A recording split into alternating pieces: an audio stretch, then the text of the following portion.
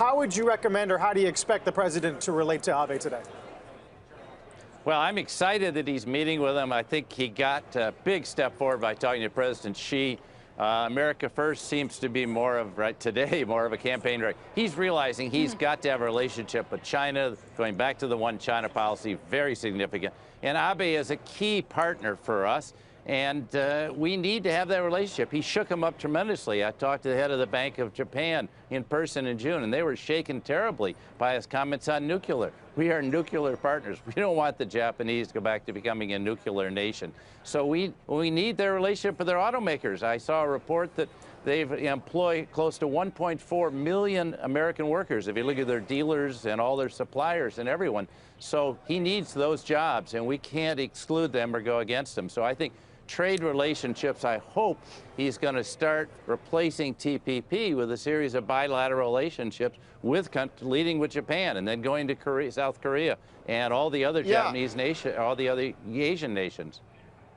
And Ambassador, speaking of TPP, Japan, by some arguments, left out in the cold a bit with that falling apart, though we very well may develop more of a one-on-one trade relationship with Japan. Japan still has to figure out how to deal with all of the other Asian nations around it as China tries to assert itself. How do you expect that to play out as the Prime Minister meets with the President today? I think Prime Minister Abe has a very strong interest, which is matched by the interest of the United States, in working together to make sure that the vacuum that's been left by the U.S. pulling back from TPP is not filled by China. If China sets the rules, they will be inadequate. They'll be far short of what the U.S. and Japan got done in TPP and would get done bilaterally going forward. So I think this is a key meeting. Mm-hmm. Yeah, absolutely, Bill. It strikes me that Prime Minister Abe met with some CEOs of big American companies at the U.S. Chamber of Commerce this morning.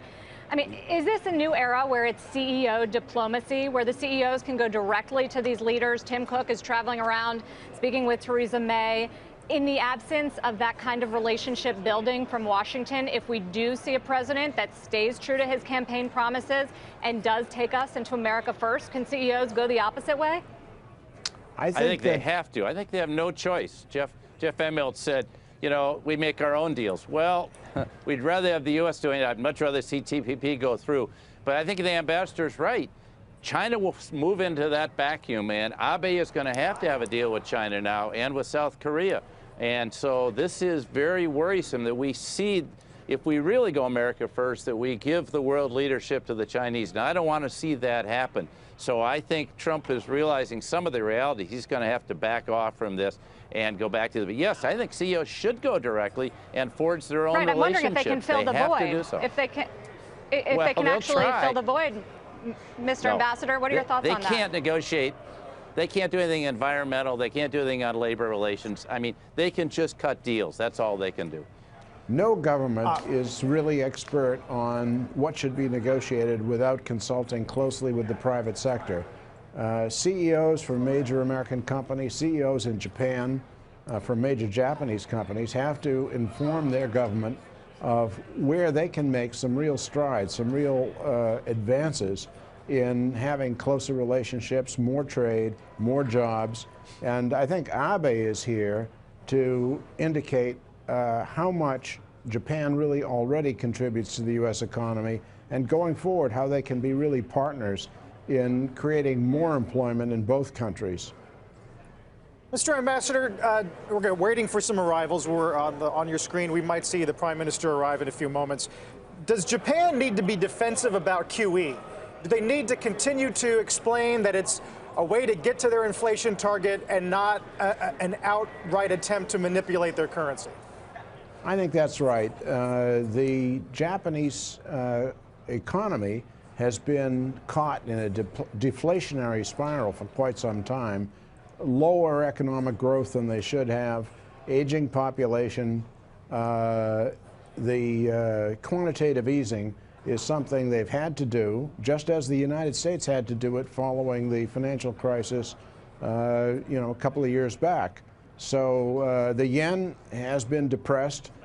Probably it's 6% below where it should be, but Japan doesn't have very many good options other than to continue to increase the monetary supply. Bill, I'm wondering on your take on something that's sort of been troubling me about the implications of the one-on-one diplomacy era that we seem to be moving into, whether we're talking about countries just operating bilaterally or CEOs going directly to heads of state trying to figure out deals. Doesn't that leave an environment where it's unclear what the overall rules of the road are when it comes to the environment, when it comes to other things that you can't necessarily negotiate writ large when you're negotiating one-on-one. Individual countries might get certain advantages negotiating that way, but the overall rules remain unclear, don't they? Absolutely, John. This is a big concern of mine. And I think one of the great failings of both Trump and Clinton to not support TPP, it had those rules in it. It was going to help things. It was going to open up a lot of doors from the U.S. For the U.S. As the ambassador knows, it was going to create a job. Trade is created, global trade has created over 25 million jobs in the U.S., far more than those have been lost. You know, I think we need to have those agreements. But in the absence of that, Trump is trying to charm Abe. He's not just meeting him in the White House, he's taking him down to Mar-a-Lago, playing golf with him. But who's going to do the details? These negotiations take years of people like the ambassador working on them. You can't just throw them together and say, okay, we'll do a few deals. We actually have to have very clear agreements with these countries. And they're going to take years to get done. And what's going to happen in the absence, I think CEOs have to fill the void and step up, as they did with the travel ban. Yeah, on those bilateral trade deals, I was just going to ask you, Mr. Ambassador, for prediction. Do you think that Japan will come first? The UK will come first? Where do you think the priority lies? Well, the UK really isn't free to enter into a trade agreement with the United States. There can be discussions as to what one would look like eventually, but right now the UK is still part of the European Union. Even when they give formal notice that they're leaving, there's a 2-year period during which they're still members. They don't know what their trade profile is going to look like in terms of border measures. They really can't have a serious negotiation for several years out. So what are the countries that we can deal with? The administration has already said we're going to renegotiate NAFTA with Mexico and Canada. The next largest trading partner is Japan.